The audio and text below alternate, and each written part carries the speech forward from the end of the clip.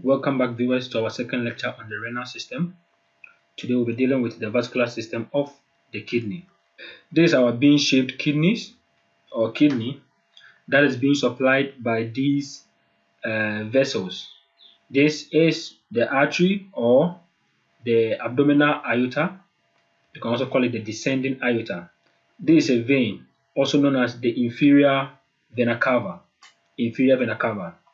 So with this abdominal aorta, it supplies the left and the right kidney with what we call the renal artery. These renal arteries divide into segmental arteries, and we have the superior, the central, and then the inferior segmental arteries. This can also be anterior or posterior. Okay, so this is just it. Then when blood is returning to the heart, it passes through the inferior vena cava. Inferior vena cava. As you already know, this is the hilum of the kidney. So let's dive a little bit deeper into what we are talking about. So this is just one kidney that I've brought out, and I've slashed it so that you can see the vessels that are in. So please, let's pay attention and then let's try to understand this once and for all. Alright, so this is our renal artery. As I said, it comes from where? The abdominal or the descending aorta. Then we have our renal artery.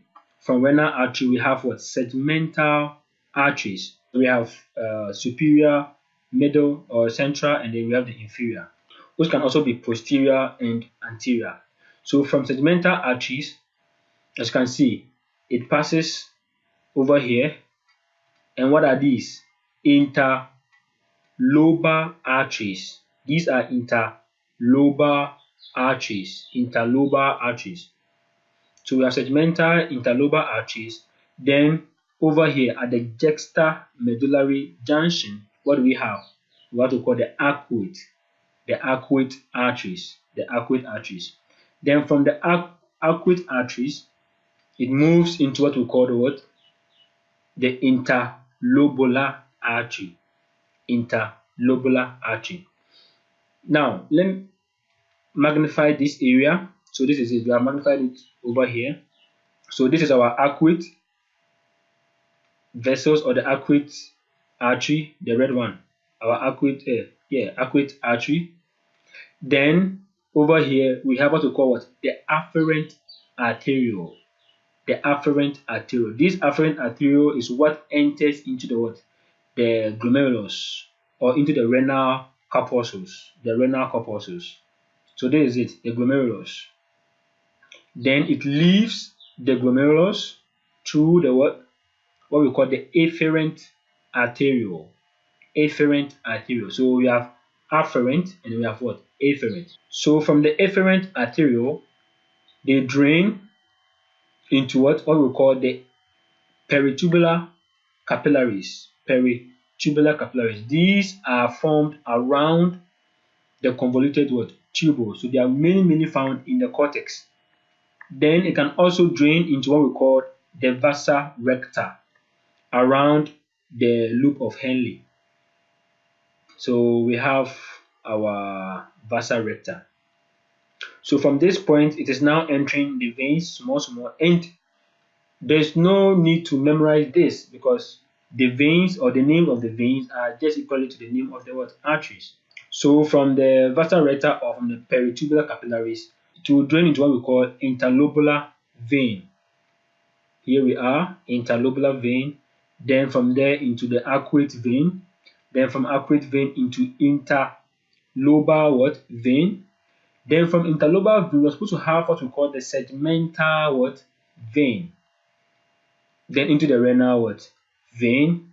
Then from the renal vein into the inferior vena cava.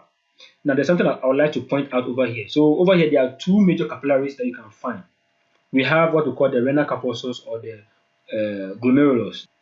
The glomerulus is a capillary system, so you must know that. And then we have what we call the peritubular capillaries. Now this is a high pressure capillaries. High pressure capillaries, and this is low pressure capillaries. Take note of these two. But inside the medulla or where the loop of Henle is, we have the vasa recta. Vasa recta. Okay.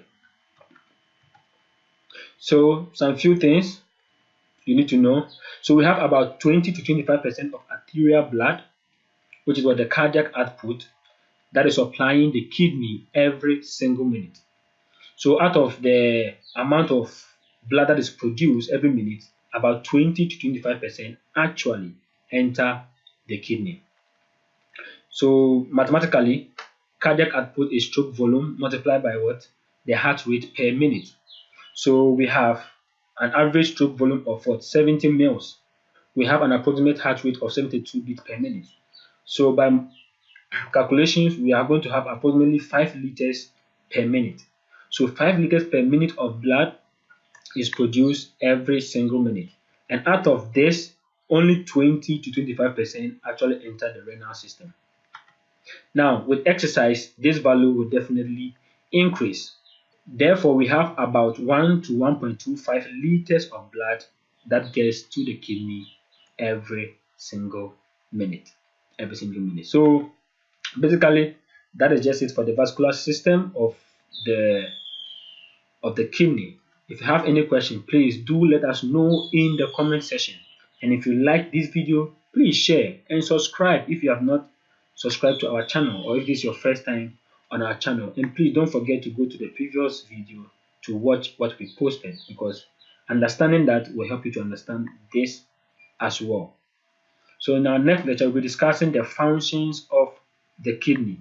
The functions of the kidney. So do follow us on our social media platform: Facebook at Row1, Instagram at Row1_Row1, Twitter at Ruling Our World 1, and on YouTube at Row1 TV. I hope you enjoyed this piece of lecture.